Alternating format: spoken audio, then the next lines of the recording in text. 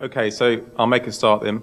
So I'm not going to steal the limelight. I just want to introduce, firstly to introduce myself. My name is Chris Jasper and I'm Director of Client Services at IASTA. So I just want to take this opportunity to introduce Dave Harmon, who is eSourcing Strategy Lead at Centrica. So Centrica have been one of IASTA's clients for coming up to 4 years. And Dave's presentation is going to focus on two sort of key areas. The first is mergers and acquisitions, focusing on the role that procurement actually play during recent, well not so recent mergers and acquisitions that Centrica has gone through, pre and post-merger considerations, and again the role that procurement plays both pre and post-merger, and then moving forward into how he actually utilised the IASTA tool as an enabler throughout this entire process, and also how he utilised his auction strategy to actually bring in the satellite procurement teams from the companies that Centrica have acquired over the years, and really use that to sort of install best practice into these more local satellite procurement teams. So, Dave, over to you. Excellent. Thank you, Chris. Before we go into the presentation proper, I will just take a minute to reintroduce myself. I'm David Harmon. I've worked in Central Group Procurement for over 10 years now. I've held various procurement roles, from technical roles to category management roles. Currently responsible for managing the eSourcing platform throughout Centrica and our resourcing strategy. I've also managed the relationship with IASTA for the last 3 or 4 years. And it's really some of those experiences of working with IASTA and some of the M&A we've been through that I'd like to share with you today. For those of you not familiar with Centrica, it's an integrated energy company. Our most recognisable brands being British Gas, being Centrica Energy, and sort of the other side of the pond being Direct Energy in the US and Canada. As you can see from the slide, we do everything from sourcing, generating, to trading, supplying and servicing energy and appliances. So when we came up with the title for this presentation today, obviously M&A is such a broad topic to pack into the next 20 odd minutes. This presentation could never cover all areas and nuances relating to M&A, but I aim to give you a brief insight into a few acquisitions Centrica has made, some of the processes we've gone through throughout those acquisitions, and some of the impacts that have been born from those acquisitions. From the slide, you can see up there, one that we will be talking about today is PH Jones. PH Jones was acquired by British Gas in May 2011. PH Jones are a provider of central heating installations into the social housing market, and they were integrated into the services part of our organisation. Direct Energy, it's now our established North American division. They carry out exploration as well as providing energy and services to residential and business markets in North America. Although the initial acquisition of Direct Energy was, as you can see there, over 10 years ago, interestingly, rapid growth within Direct Energy, now the third largest player in the US energy market. And as you can see there, it's really grown by acquisition itself. So to start at the start, so to speak, why do companies carry out M&A activity? M&A can reduce risk and establish a larger business footprint for the acquiring company. This was very much the case for British Gas in acquiring PH Jones. It gave us more of a foothold in the social housing market. And the initial acquisition of Direct Energy gave Centrica entrance into, and latterly, a presence in the North American energy markets, which was really an area we wanted to attack. Not sure how familiar with the energy markets you are, but we were in Europe before that, but sort of certain governments and states in Europe were reluctant to kind of deregulate their markets, which made it very, very challenging to be competitive in the residential areas throughout Europe. So throughout M&A, synergies can take the form of sort of greater revenues through channels such as market power, increased customer base. And again, this was very much the case in both PH Jones and Direct Energy. Both of the acquisitions gave Centrica greater customer reach and increased customer numbers. Another benefit you can gain through M&A is innovation, and this has been key to Centrica. In both the examples given on the previous slide, Centrica has acquired smaller companies. Those companies were far more entrepreneurial in their approach, and entrepreneurism can be great for fostering innovation, and Centrica has always been very keen when acquiring these companies to bring that innovation into our organisation, rather than go there with a corporate stick, and some might say beat it out. It does happen through M&As.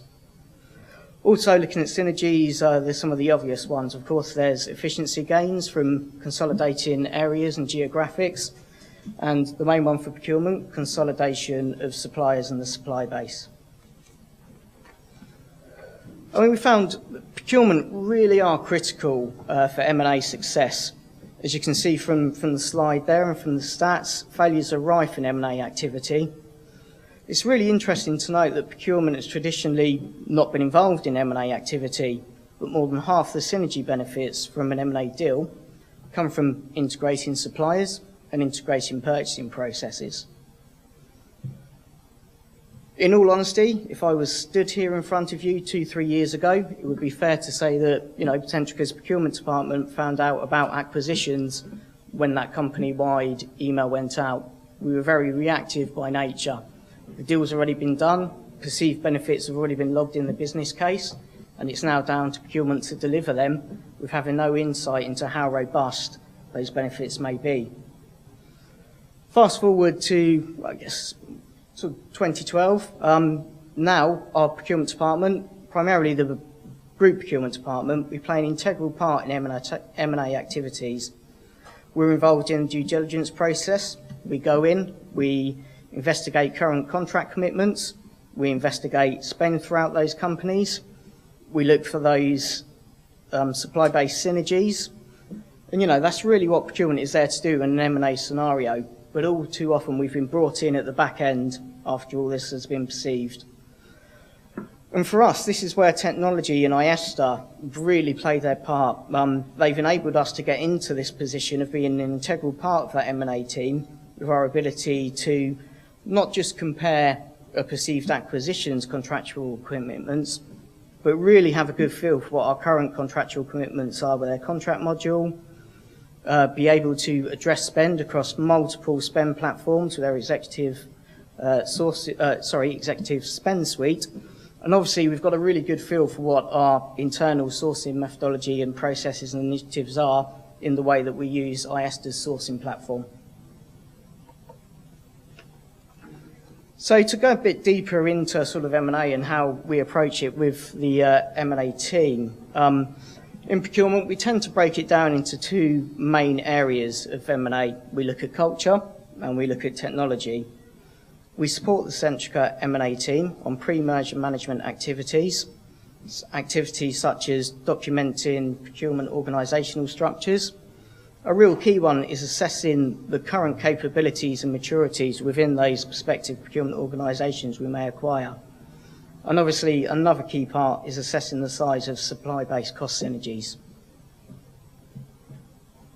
We focus on technology-related aspects, such as the footprint of their existing procurement systems, and also another key thing is understanding the success of their automated processes.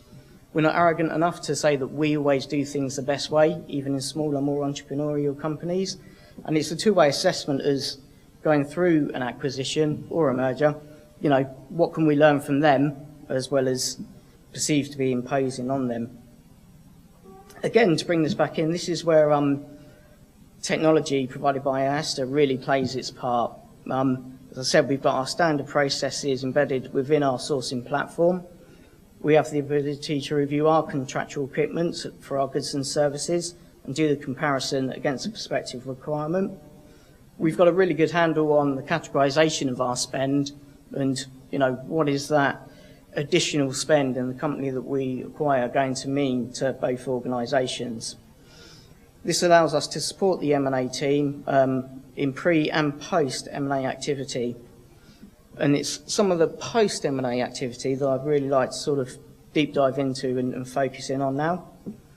When we've acquired companies in the past, to take our sourcing platform as an example, the way we tend to work with a newly acquired procurement department is not just dump, you know, an ISTA license on them, ISTA license to the platform on them, and tell them to get on with it. We look at, you know, what joint projects can we do with the new procurement department, something that will generate results, quick wins. We have an eSourcing Centre of Excellence, and we introduce the system with running projects, gathering results, and then going forward, we really sort of give them the access, but still handhold them through the process until they're in a position where they can stand alone. And we found this absolutely key in the initial stages of transition and integration of any new procurement department in Centrica. So one of the things I'd like to focus in on, one of the ways we identified of realising quick wins post M&A in direct energy and in PH Jones is the use of e-auctions. An example of this, I've gone out with our CPO or Director of Procurement, David Wiley, met with the senior procurement team and reviewed their sourcing pipeline for e-auctions opportunities. We've done this using a standard approach, reviewing categories against the questions you can see on the slide, and this involves reviewing things like, are the specification requirements clearly defined? Is it auctionable? Is the volume of spend commercially attractive to the marketplace that we might auction in? Is there a competitive supply place within that market base? One of the key ones is, what is the level of stakeholder resistance? Just as key is the buying community committed to awarding the business via this process? I'm sure if the procurement people in the room, you've all been in a situation where the business has perceived the answer before they've even started the process, and you need real commitment to potentially change supply from incumbents when you sort of go on board on this process. Now, you may well be thinking like me, this seems very sort of a tactical way of approaching it. But what we find is by sort of embedding this tactical approach and getting those runs on the board, so to speak, we can do this while the more strategic approach is being designed and being embedded in the organisation. And it gets other procurement teams on board very, very quickly when done correctly. So, within a PH Jones, an example, we identified a category that could be auctioned. But e-auctions, PH Jones weren't familiar with the auction process. So this meant we had to do a lot of sort of following up and stakeholder engagement. And we started this by talking about the benefits of an e-auction approach against an additional RFP approach. Things like it puts the negotiations into the hands of the suppliers. One of the key ones, and I still speak to established buyers in our organisation about now, one of the key benefits to suppliers is that immediate market feedback in their positions in the market. Always amazes me when suppliers sort of think they're at a certain position in the market and through an auction process they find out they're not. Also, anecdotally, we were running an auction for tools and consumables. There was a particular product which a supplier was sort of ranked second on. So they called us, which isn't great practice during an auction, but they kept calling and calling, so I let the buyer take the call. They claimed that they had exclusive rights to this particular product, so they could not be beaten on price. So we went back to the supplier that was in first place and checked that they were really giving us a like-for-like product. And they were. And it turned out that the exclusive deal that the supplier thought they had, they didn't necessarily have. Massive benefit to them. May not have won that particular lot, but I'd love to have been a fly on the wall with their next conversation with that particular supplier. I think, most of you will be familiar with it. It drives the true market pricing. We've often found, or I found when speaking to the business, I think the best example for me in our organisation has been debt collection services, where I had a team of stakeholders telling me you'll never get below X price, that's where the market is. When the first two suppliers sort of broke that threshold, they were like, nah, they're cutting off their nose to spite their face, they can never do it for that price. By the time, we had 6 of the 8 up there, I think it demonstrated that it was the true market price rather than the business's perceived market price.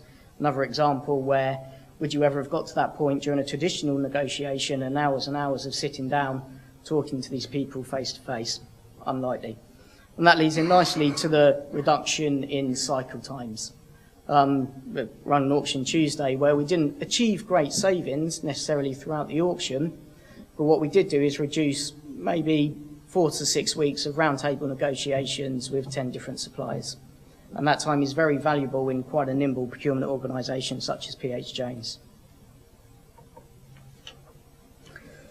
And to go a bit further, more on the sort of stakeholder side than the supplier side, we found by running this process with the PH Jones procurement team, it was a really quick way to initiate the relationship between the two procurement departments. They'd never worked together before. What can we do something in a fairly short space of time, get everyone involved and deliver quite a tangible, quick result? It also allowed us to lay some foundations of our methodology and process by going through the auction process with them, get them familiar with some of the tools and techniques we use throughout that process, and start getting that methodology embedded throughout their procurement department. And on that tone as well, it was a very non-intrusive way of basically governing their methodology and assessing their capability throughout the process. We didn't go and sort of run roughshod and, override them and lead this process for them. It was a very collaborative way of working, which is, essential when you can have various satellite procurement teams dotted throughout the country in procurement, work under a federated model where each business unit has its own procurement team, and then in the centre we have that holistic view to try and put all that together. And we found e-auctions was a good way to sort of get in and kick that process off. So I was going to the meeting with the senior procurement guys in PH Jones, and we're talking about the auction process. And, even in this day, though e-auctions have been established early to mid-90s, there's still a lot of misconceptions and misunderstandings out there. One of the most senior PH Jones guys sat there and said, why are we using eBay to procure our goods and services? It's the sort of challenges you may get. Well, when we sort of articulated the auction process to him, we talked about how strategic it can be in setting your lotting strategy the right way to gain the most competitive tension. You have to have the suppliers past all their quality hurdles up front. So another challenge we had is, well, are we buying just on price? What about quality of boilers going into social housing homes, quality of radiators, etc.? So we explained that it's not too different from a traditional process. All you're doing is using e-auctions as a negotiation tool of part of any established sourcing process. Another one we had is, there was a misconception that by doing an auction, merely because I hadn't done it before, it was actually going to add 6 to 8 weeks to the process rather than reduce 6 to 8 weeks to the negotiation process.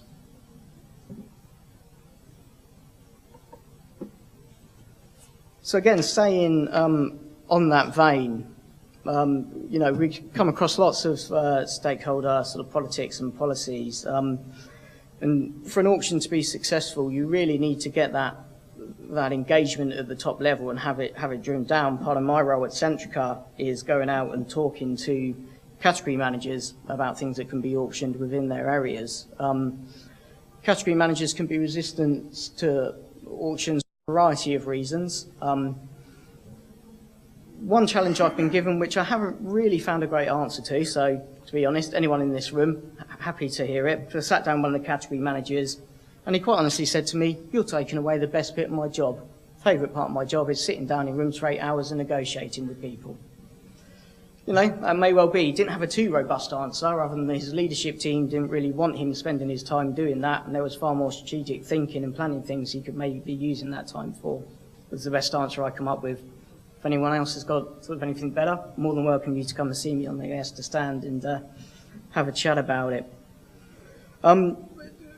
Another key to an auction process, just as it is with an RFX process really, is to keep the stakeholders informed at every stage of the process.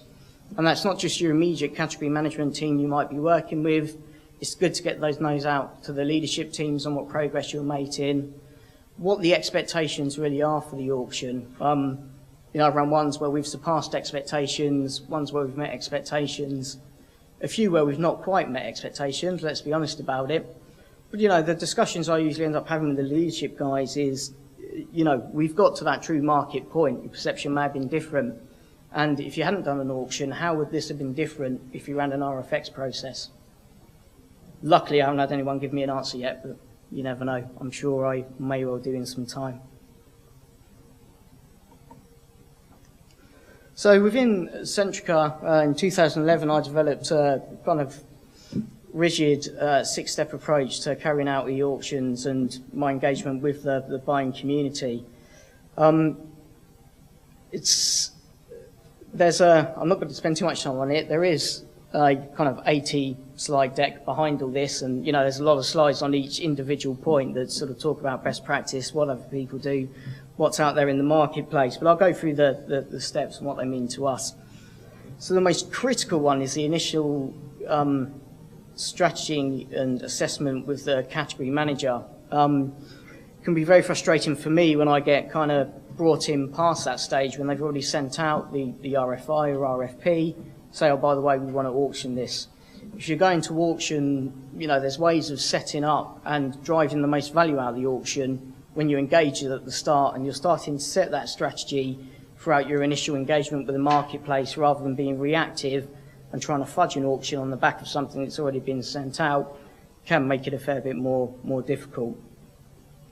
We have different sort of auction models within Centrica. So we do include meta-bid factors. So, an example, if you're buying laptops, one comes with an OS preloaded, one doesn't.